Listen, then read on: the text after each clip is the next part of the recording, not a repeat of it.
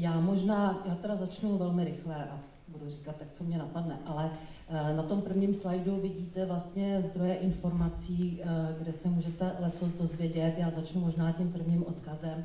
Já jsem vlastně členkou pracovní skupiny na využití potenciálu kulturních a kreativních průmyslů, který je při Evropské komisi a ta pracovní skupina, jak máte také řečeno v takovém materiálu, vlastně připravuje takovou příručku pro využití strukturálních fondů na podporu kulturních a kreativních průmyslů. Takže a ten první odkaz, tam opravdu jsou sebrány některé příkladové projekty, které jsou popsány velmi, velmi strukturovaně, takže to je takový docela dobrý příklad. A právě jsem jenom chtěla říct, protože my jsme se tady opravdu dneska sešli, hlavně, že jsme chtěli trošku podnítit tu diskuzi, jednak vůbec zvýšit povědomí o těch oborech, aby se brali vážně právě jako jedny z hospodářských odvětví, ale také, že skutečně i ta možnost využití těch strukturálních fondů existuje. Je samozřejmě otázkou, jako nakolik to bude možné v tom příštím období, jestli vůbec nějaké finance budou, ale pravda je, že už ty příklady ze zahraničí prostě ta možnost to využití existuje.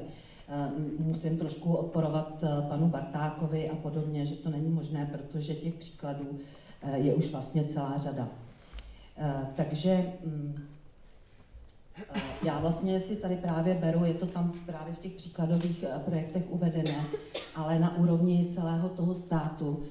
Je to vlastně příklad z Finska, které opravdu vlastně tu myšlenku těch kulturních a kreativních průmyslů prosazuje také už od 90. let. Oni opravdu nejdřív začali s podporou těch technologických inovací, ale už postupně přechází k tomu, že nejenom je dobré podporovat ty technologické inovace, ale právě i tu kreativitu. A třeba jako vlastně jeden konkrétní příklad je, že existuje vlastně ve Finsku v současném programovém období strukturálních fondů program, který vlastně lze přeložit jako program podpory podnikání a exportu neboli internacionalizace v oblasti kreativních průmyslů.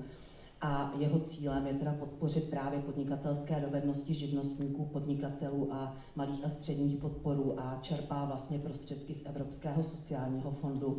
A co je asi zajímavé, nebo co je jako velmi dobré si všimnout, že ten koordinace a dohled má na starosti jak Ministerstvo školství a kultury, tak také Ministerstvo zaměstnanosti a ekonomiky. A jak vidíte, tak tady jsou vlastně vyjmenované potom konkrétní podpořené projekty z tohoto programu. A jak vidíte, tak skutečně tam jsou vlastně oblasti, takové ty klasické kulturní aktivity, jako je třeba hudba, nebo je tam i teda design z těch kreativních průmyslů, ale je tam třeba rozvoj managementu festivalů, je tam tedy také ten kulturní cestovní ruch, audiovizuální oblast, ale třeba i oblast vizuálního umění. Takže jenom, že to tak zní všechno jakoby na to podnikání, samozřejmě se to vztahuje hlavně k té podpoře těch podnikatelských dovedností, ale týká se to opravdu těch klasických kulturních aktivit. Další příklad jsem vzala vlastně z Německa, který zase jenom jak funguje ta podpora na úrovni státu v Německu. Tentokrát nejde o podporu ze strukturálních fondů, ale jenom protože máme takhle vlastně velice aktuálně zpracovanou studii od kolegy, který nyní působí v Německu.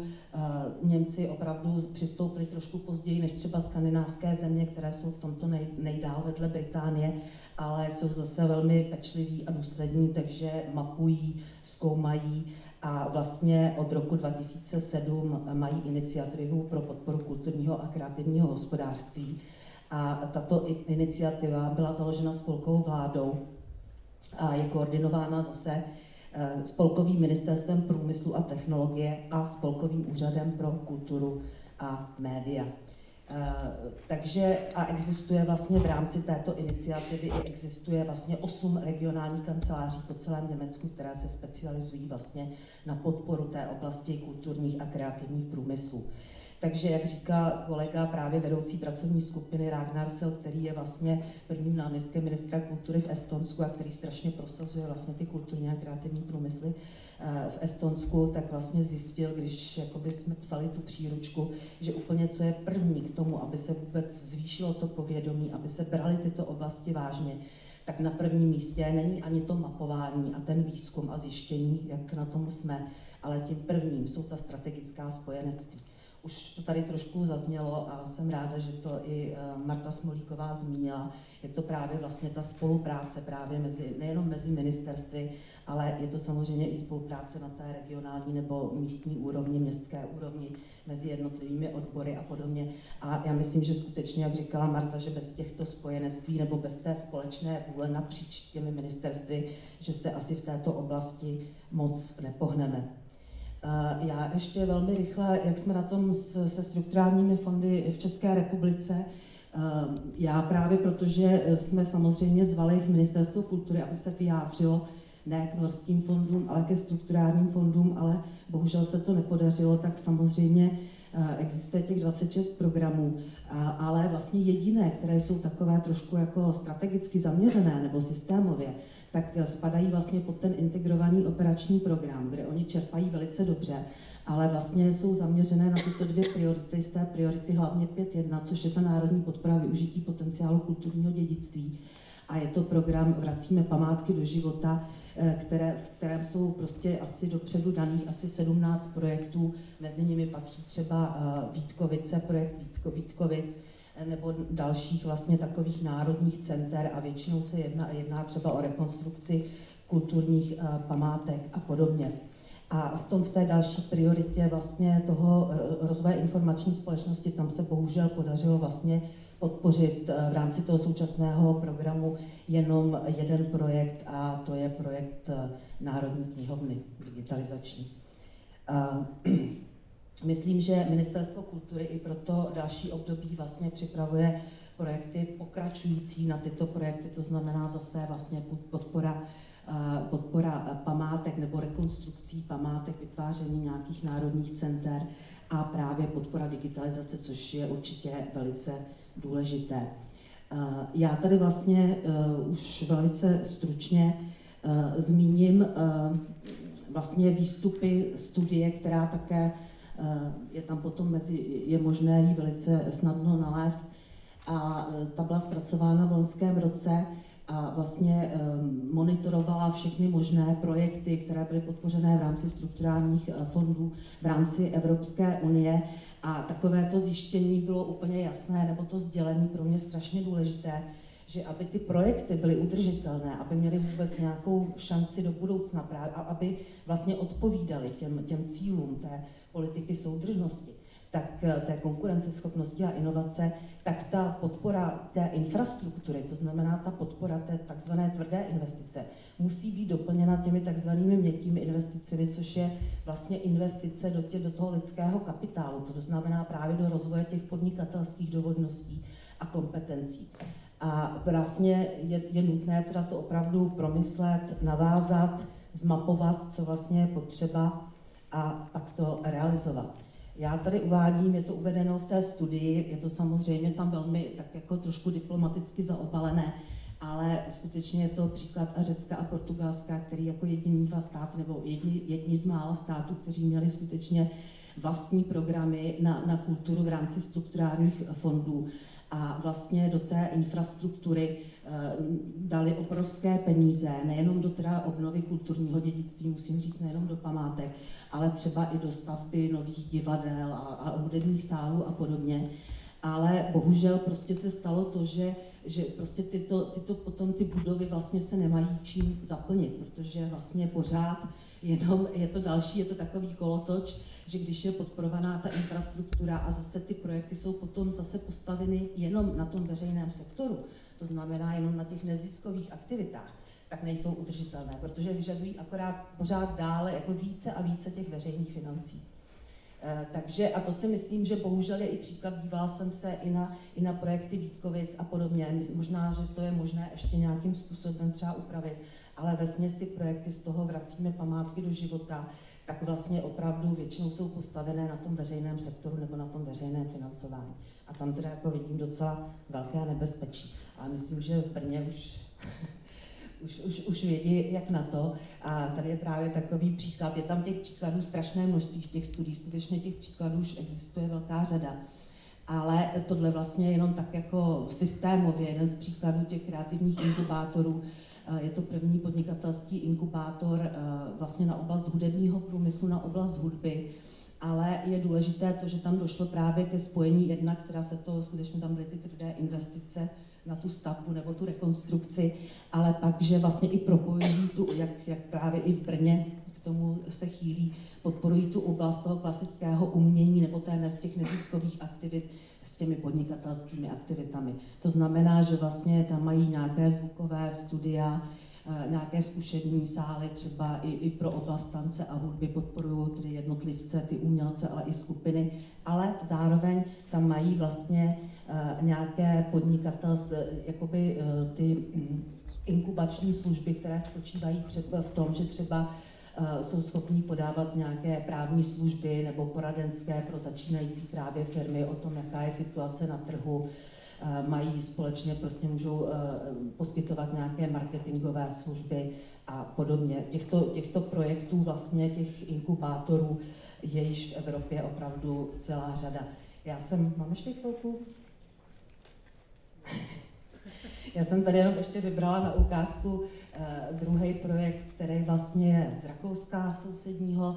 Mně se na něm hrozně líbí to, že právě zase jde o podporu těch podnikatelských aktivit.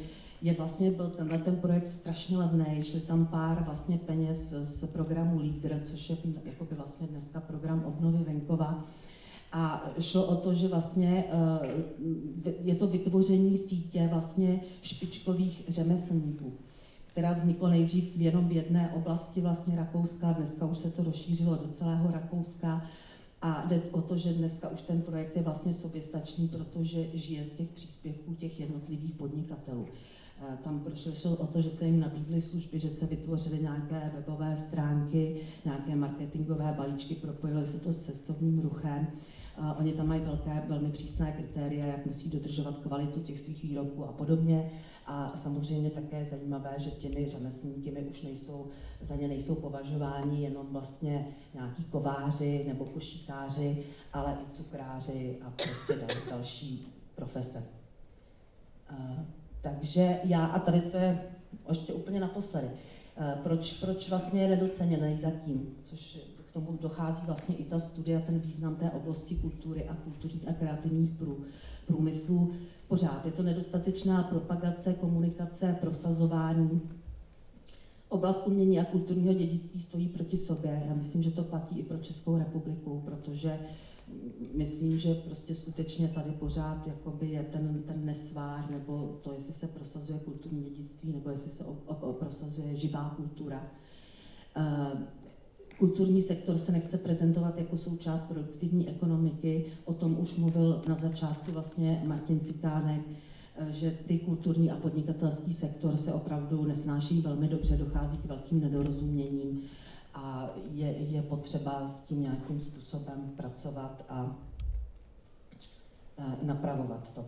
Takže já jenom, že ty oborové studie už jsou připravené v rámci ještě starého projektu, už slibuji, že budou vydány do konce ledna. Oni mapují vlastně ty jednotlivé u nás ty oblasti v takovém jakou mají strukturu v tom řetězci, jaké mají výkony a podobně a budou zveřejněny na těch stránkách www.idu.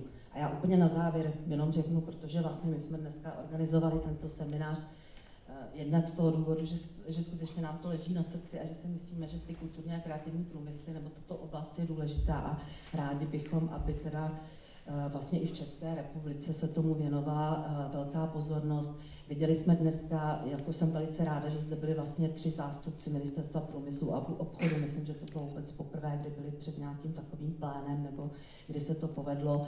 Ale myslím si, že je na nás všech, protože jeden výzkumný projekt prostě na to absolutně nestačí. To opravdu je, a i vím, že kolegové z Brna asi kývají, už vím, že vlastně na úrovni těch měst se začíná něco dít v Budějovicích, začíná se něco dít v Plzni, začíná se něco dít možná v Olomouci, možná i v Ostravě, ale jako opravdu chce tu podporu to mnohem razantnější a větší. A vlastně já jsem dneska měla v úmyslu vlastně pozvat jenom ty zastřešující organizace těch jednotlivých průmyslů, protože opravdu, my jsme je samozřejmě pozvali, budeme je informovat, ale jenom chci apelovat, že prostě bez toho lobbingu i ze zdola se prostě opravdu jako stane, asi se nestane nic, nebo je to opravdu velice, velice těžký úkol tuto myšlenku u nás v našich podmínkách prosazovat. Takže děkuji.